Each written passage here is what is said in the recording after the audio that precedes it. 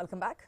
ఉద్యోగం, వ్యాపారం, పిల్లల చదువులు ఇలా ఎన్నో రకాల సమస్యలతో బతుకు జీవితం కోసం సంక్రాంతికి సొంతూరుకు వెళ్లి మళ్లీ తిరిగి పట్టణాలకు వస్తున్నారు. ప్రజలపై ప్రైవేట్ యాజమాన్యాలు అధికంగా రేట్లతో దోపిడీ చేస్తున్నారు. తిరుపతిలో రాత్రి నుంచి బస్సులు పూర్తి స్థాయిలో చెకింగ్ నిర్వహించారు ఆర్టీఓ అధికారులు. సంక్రాంతి పండుగ పూర్తయి పట్టణాలకు తిరుగు ప్రయాణమైన నేపథ్యంలో బస్సులు రద్దీగా మారాయి. అధికంగా టికెట్ ధరలు వసూలు చేస్తున్నారు. వీటిపై డ్రైవ్ నిర్వహించారు తిరుపతి ఆర్టీఓ అధికారులు. ఆకస్మిక తనిఖీలు నిర్వహిస్తున్న తిరుపతి ఆర్టీఓ మురళీమోహన్ తో మా ప్రతినిధి గోపీనాథ్ ఫేస్ టు ఫేస్. ఇప్పటికే కూడా కంప్లీట్ అయింది. ఇప్పటికే కూడా పట్టణాల నుంచి కూడా పెద్ద ఎత్తున పల్లెలు, గ్రామాల నుంచి కూడా ఇతర ప్రాంతాలకి స్వస్థలాలకు చేరుకుంటున్నారు. అయితే ఆర్టీఓ అధికారులు ఇప్పటికే కూడా తిరుపతిలో పెద్ద ఎత్తున అంటే గత 4-5 రోజులు, వారం రోజుల నుంచి కూడా దాడులు చేయడం జరిగింది. ప్రైవేటు ఏదైతే బస్సులకు సంబంధించి అధికంగా వసూలు చేస్తున్నటువంటి నేపథ్యంలో ఛార్జీలకు సంబంధించి ఆర్టీఓ అధికారులు, బ్రేకింగ్ ఇన్స్పెక్టర్ వీళ్ళందరూ కూడా దాడులు నిర్వహిస్తున్నారు. అటు ఇప్పటికి కూడా కొంతమందికి ఫైన్లు వేసినట్టు కూడా తెలుస్తా ఉంది. ఆర్టీఓ గారు మనతో ఉన్నారు, మురళీమోహన్ గారు. సార్ చెప్పండి, ఈ పర్వదినం సందర్భంగా అంటే సహజంగా పండుగలు వస్తా ఉంటాయంటే ఎక్కువగా ఈ ప్రైవేట్ ట్రావెల్స్ యాజమాన్యాలు విపరీతంగా దోచేస్తూ ఉంటారు.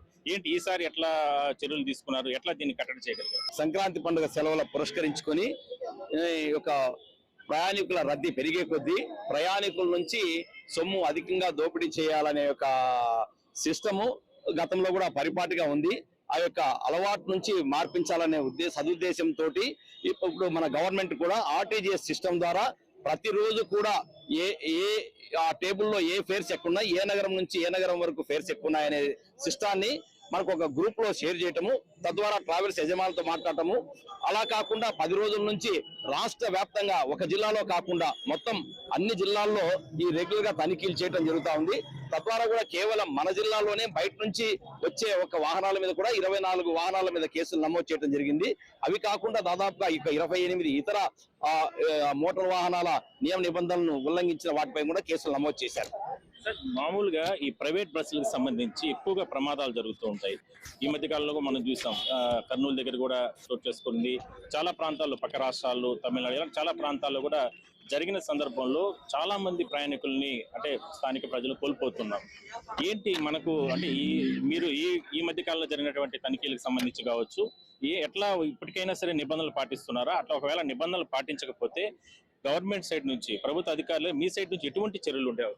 గతంలో జరిగిన ప్రమాదాలను దృష్టిలో పెట్టుకొని ఆ నేపథ్యంలో ట్రావెల్స్ యజమానులందరినీ కూడా పదే ఒక సమావేశాలు ఏర్పాటు చేస్తూ, అట్లాగే ఈ ట్రావెల్ ఏజెన్సీని కూడా పిలిపించేసి అధిక వేగం లేకుండా బస్సులు నడపని చెప్పేసి, అట్లాగే ముఖ్యంగా మద్యం సేవించి ఎవరు కూడా ఉండకుండా ఉండాలని చూడాలని చెప్పేసి వాళ్ళకి హెచ్చరికలు జారీ చేస్తూ, మా యొక్క తనిఖీల్లో భాగంగా నిరంతరం యొక్క డ్రైవర్ యొక్క స్థితిగతుల్ని అంటే డ్రైవర్ యొక్క బిహేవియర్ ని అంచనా వేస్తూ ఈ యొక్క మేము చెకింగ్ లో ముందుకెళ్తున్నాం. మేమంతా కూడా మామూలుగా వెహికల్స్ సంబంధించి ఎటువంటి నిబంధనలు ఉండాలి? షోరూమ్ నుంచి వెహికల్ బయట వచ్చిన వెంటనే ఉండే తీరు ఒక రకంగా ఉంటే, షోరూమ్ నుంచి బయట వచ్చిన తర్వాత వీళ్ళు బయట ప్రాంతాలకు తీసుకెళ్లి అదే వాహనాల్ని విపరీతంగా లోపల ఇంటీరియర్స్ కానీ లేదంటే రకరకాల డిజైన్లు కానీ ప్రయాణికులు ఆకర్షించే విధంగా రకరకాల యాక్టివిటీస్ లోపల తయారు చేస్తున్న కారణంగానే ప్రమాదాలు జరిగిన సందర్భంలో విపరీతమైనటువంటి నష్టం జరుగుతుంది అనేది ప్రధానంగా మీలాంటి అధికారులు కావచ్చు, గతంలో నిపుణులు, 4-6 నిపుణులు వీళ్ళందరూ కూడా గుర్తించడం జరిగింది. ఉదాహరణకి కర్నూలుకు సంబంధించిన విషయంలో కూడా ఏంటి దానికి సంబంధించి ఎట్లా నిబంధనలు ఉండాలి, ఒకవేళ నిబంధనలు అతిక్రమిస్తే ఎటువంటి చర్యలు తీసుకుంటారు? మీరు చెప్పినట్లు అంటే వాహనానికి ఒక్కొక్క వాహనానికి సంబంధించి కొన్ని మోడల్స్ ను బట్టి అది కూడా మారుతుంటది. మనకు FTS, అట్లాగే ఫైర్ డిటెక్షన్ అలార్మింగ్ సిస్టము, అట్లాగే ఫైర్ డిటెక్షన్ సప్రెషన్ సిస్టము, ఇవన్నీ కూడా ఏ మోడల్ నుంచి ఏ వెహికల్ కు ఉండాలని చెప్పేసి దాని మీద మా యొక్క మోటార్ వాహన తనిఖీ అధికారులకు అవగాహన ఉండటం వల్ల ఆ యొక్క తనిఖీలంతా కూడా అదే యాంగిల్లో మోటార్ వాహనాల నియమ నిబంధనలు అనుసరించి కూడా చేస్తున్నారు. జనరల్ గా మీరు చెప్పినట్టు ఏంటంటే ఈ యొక్క లైటింగ్ సిస్టమ్ అనేది కంపల్సరీగా తగ్గించాలి. ఈ ఎలక్ట్రిక్ సిస్టమ్ ఎంత పెంచితే దానివల్ల ఏదైనా చిన్న ప్రమాదం జరిగినప్పుడు షార్ట్ సర్క్యూట్ అయ్యి ఎక్కువ యొక్క ప్రమాదాలు జరిగే అవకాశం ఉంది. దాని మీద మాత్రం తప్పనిసరిగా ఏదో విధంగా చర్యలు తీసుకోవాల్సింది. నేనేది ఒకటే సార్, అంటే మీరు చెప్పిందన్నీ కరెక్టే, బట్ ఏంటంటే బస్సుల్లో ఇంటీరియర్ సంబంధించి అంటే ఆ డిజైన్ అంటే వాళ్ళు కర్టన్స్ కానీ లేదంటే ఆ దూది కానీ లేదంటే ఆ బెడ్స్ కానీ అంటే పిల్లోస్ కానీ ఇవన్నీ కూడా ఫైర్ యాక్సిడెంట్ జరిగినప్పుడు విపరీతంగా నష్టం జరుగుతుంది. అలాంటిది ఏ విధంగా నిబంధనలు ఉండాలి, ఎంత మేరకు వాళ్ళు వాటిని పెట్టుకోవాలి, దాని తర్వాత లేకపోతే ఎటువంటి చర్యలు ఉంటాయి? అంటే పర్టికులర్ గా బెడ్స్, తర్వాత పిల్లోస్, ఈ యొక్క బ్లాంకెట్స్ మీద ఎటువంటి నియమ నిబంధనలు మనకేం చట్టంలో ఎక్కడా లేవండి. వాటిని ఎంతవరకు రెస్ట్రిక్ట్ చేసుకోగలిగితే అంత మంచిది. కానీ ఏసీ బస్సులు కావడంతో ప్రయాణికులు కంపల్సరిగా వారు అవన్నీ కూడా కోరుకుంటా ఉన్నారు.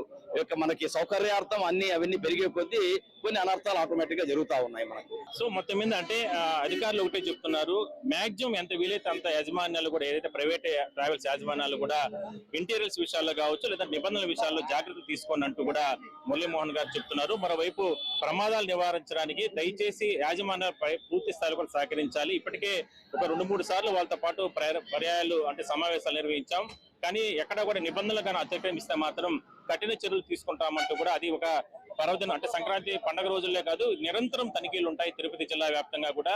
ఇక్కడ నుంచి ఇతర ప్రాంతం ఎందుకంటే ఇది పిలిగ్రిమ్స్ ఏరియా, ఇక్కడ విపరీతంగా యాత్రికులు వస్తూ ఉంటారు, వివిధ వ్యాపారాల నేపథ్యం ఇక్కడికి వస్తూ ఉంటారు. వాళ్ళకందరికీ కూడా ప్రయాణాలకు సౌకర్యాలకు ఇబ్బందులు లేకుండా కూడా యాజమాన్యాలు ఉండాలంటూ కూడా అధికారులు హెచ్చరిస్తున్నారు. సో మొత్తం మీద తిరుపతిలో జరిగిన తనిఖీల్లో ఆర్టీఓ గారితో పాటు మిగిలిన అధికారులందరూ కూడా పాల్గొనడం జరిగింది. వీడియో జర్నలిస్ట్ వేరైతే కలిసి గోపినాథ్, ఐ న్యూస్ తిరుపతి నుంచి.